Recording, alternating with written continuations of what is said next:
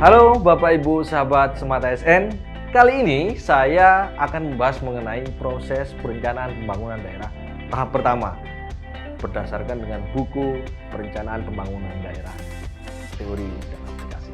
Bersama saya Rahmadi Santoso, peneliti Smart ID.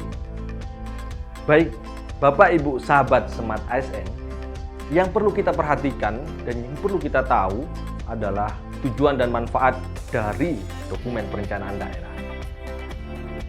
Tujuan dan manfaat dokumen perencanaan daerah ini tentu sangat penting bagi kita yang sedang menyusun untuk pembangunan jangka panjang, jangka menengah, maupun jangka pendek.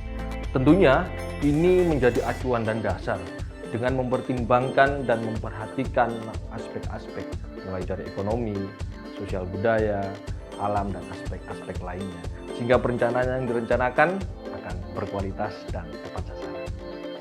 Perencanaan pembangunan daerah akan menghasilkan rencana pembangunan daerah, sehingga dalam rencana pembangunan daerah tersebut akan terpetakan pembangunan infrastruktur, ekonomi, sosial budaya, dan lain sebagainya.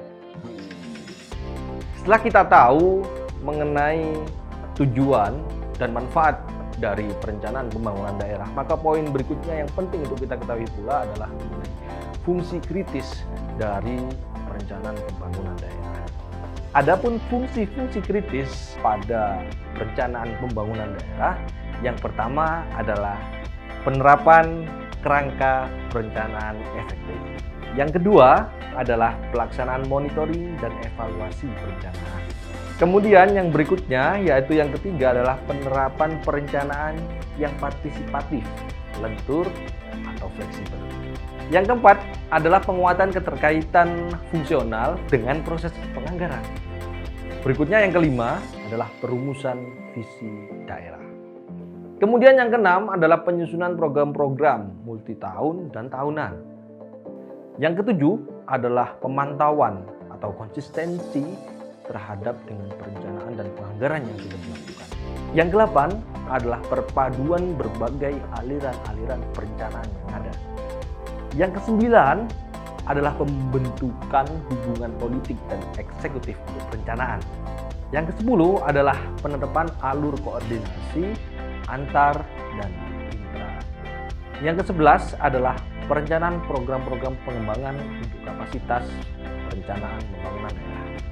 Dan yang ke-12 adalah penerapan mekanisme penganggaran.